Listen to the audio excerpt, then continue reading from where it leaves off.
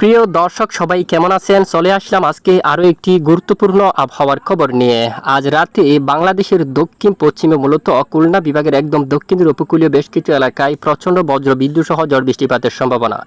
পশ্চিমবঙ্গের বেশ কিছু এলাকায় মেঘলা আকাশ রয়েছে। এই মেঘ থেকে বৃষ্টির সম্ভাবনা কতটুকু তা সরাসরি লাইভ দেখিয়ে দেবো। আগামীকাল মূলত 7 জুন নাগাদ কোন কোন এলাকার আবহাওয়া কেমন থাকবে, ঝড় বৃষ্টির সম্ভাবনা কোন কোন এলাকায়। এই মুহূর্তে দেশের বেশ কিছু এলাকায় গুমট ব্যবসা গরম অব্যাহত রয়েছে। আগামী 2-3 দিন আবহাওয়ার পরিবেশ কতটা উন্নতি থাকতে পারে, মূলত বৃষ্টির সম্ভাবনা কোন কোন জেলা থাকতে পারে, বিস্তারিত সরাসরি লাইভ দেখিয়ে দেবো আবহাওয়ার ইউরোপিয়ান মডেল থেকে। তো ভিডিওটি শেষ পর্যন্ত দেখুন।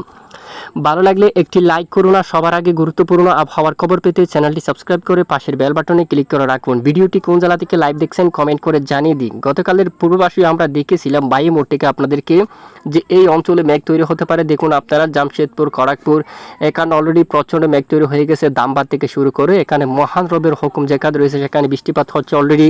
ইতিমধ্যে আমরা দেখতে পাচ্ছি বাংলাদেশের একদম দক্ষিণ পশ্চিমাঞ্চলে খুলনা বিভাগের উপকূলে বেশ কিছু এলাকায় প্রচণ্ড বজ্র বিদ্যুৎ সহ বৃষ্টিপাত দেখা যাচ্ছে। দেখুন, তবে খুলনা বিভাগের উত্তরে মেঘলা আকাশ, বৃষ্টিপাত নেই। খুলনা বিভাগের সবটুকু এলাকায় বৃষ্টিপাত নেই, মূলত দক্ষিণের উপকূলীয় অঞ্চলে হালকা মাঝারি বৃষ্টিপাত রয়েছে। চট্টগ্রাম বিভাগের উপর আকাশ মেঘলা অবস্থা রয়েছে, বৃষ্টিপাতের তেমন দেখা নেই। এদিকে চট্টগ্রাম বিভাগের দক্ষিণের বেশ কিছু এলাকায় কক্সবাজার থেকে শুরু করে টেকনাফ, কুতুবদিয়া, চকরিয়া এবং এই যে পাহাড়ি অঞ্চল আলীকদম সবটুকু এলাকায় মেঘলা আকাশ, বৃষ্টিপাতের তেমন দেখা নেই। দু একটি অঞ্চলে বিক্ষিপ্ত বৃষ্টিপাত, মূলত সবটুকু এলাকায় বৃষ্টিপাতের কোনো ধরনের দেখা নেই। অস্বস্তিকর গুমট ব্যবসা গরম অব্যাহত রয়েছে বেশ কিছু এলাকা জুড়ে, কোনো ধরনের দমকা বাতাসও নেই। আগামীকাল কোন কোন এলাকার আবহাওয়া কতটা পরিবর্তন থাকতে পারে তা একটু আমরা সরাসরি দেখিয়ে দিচ্ছি। চলে যাচ্ছে বৃষ্টিবাহী মোড়ে। তো এই মুহূর্তে আবহাওয়ার সবচেয়ে পরিবর্তন দেখুন আপনারা, প্রচণ্ড মেঘাচ্ছন্ন আকাশ থাকতে পারে খুলনা বিভাগের উপর। এবং আগামীকাল দেখুন শুক্রবার 7 জুন নাগাদ বৃষ্টিপাতের সম্ভাবনা রয়েছে দেশের উত্তর পূর্ব অঞ্চলে। তবে এই মূলত 6 তারিখ নাগাদ সকাল থেকে রাজশাহী বিভাগের অনেক এলাকায় বৃষ্টিপাত দেখা গেছে। ময়মনসিংহ বিভাগ, ঢাকা বিভাগের উত্তর অংশে, সিলেট বিভাগের বেশ কিছু এলাকায় এবং কুমিল্লাতেও বজ্র বিদ্যুৎ সহ বৃষ্টিপাত কিন্তু দেখা গেছে। চট্টগ্রাম বিভাগের উপকূলে কিছু কিছু এলাকায় বিক্ষিপ্ত বজ্র বিদ্যুৎ সহ বৃষ্টিপাত দেখা গেছে, বাকি অঞ্চলে বৃষ্টিপাতের তেমন দেখা পায়নি। আগামীকাল শুক্রবার 7 জুন নাগাদ দেখুন বিক্ষিপ্ত বৃষ্টিপাতের সম্ভাবনা সকাল নাগাদ চট্টগ্রাম বিভাগের একদম এই যে উপকূলীয় অঞ্চল জুড়ে এখানে সমুদ্রের দিকে বজ্র বিদ্যুৎ সহ বৃষ্টিপাত তৈরি হতে পারে। পাশাপাশি দেশের পূর্ব অঞ্চলে, কুমিল্লার উত্তর দিকে এবং সিলেট বিভাগের অনেক অঞ্চল, সিলেট থেকে শুরু করে এই সবটুকু জেলার উপর বজ্র বিদ্যুৎ সহ বৃষ্টিপাতের সম্ভাবনা কিন্তু উঠে আসছে।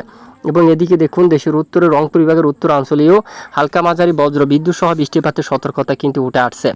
এরপরে দেখুন আগামী মূলত শুক্রবার 7 জুন নাগাদ যদি মহান রবের হুকুম হয় তাহলে উত্তর পূর্ব এখানে বেশ কিছু এলাকায় প্রচণ্ড বজ্র বৃষ্টিপাত হবে। দেখুন এই অঞ্চলে আবহাওয়ার ইউরোপিয়ান মডেল থেকে যে বৃষ্টিপাতের আপডেট উঠে আসছে দেশের উত্তর পশ্চিমাঞ্চলের জন্য, এখানে উত্তর পূর্ব অঞ্চলের জন্য। এছাড়া দেশের এই যে উত্তর ঢাকা বিভাগের উত্তরাংশে হালকা বিক্ষিপ্ত বজ্র বিদ্যুৎ সহ বৃষ্টিপাত থাকারও সম্ভাবনা রয়েছে। এবং আগামীকাল মূলত শুক্রবার 7 জুন নাগাদ ঠিক পশ্চিমবঙ্গের এই অঞ্চলে মেঘ তৈরি হতে পারে, বৃষ্টিপাত থাকার আভাস কিন্তু রয়েছে।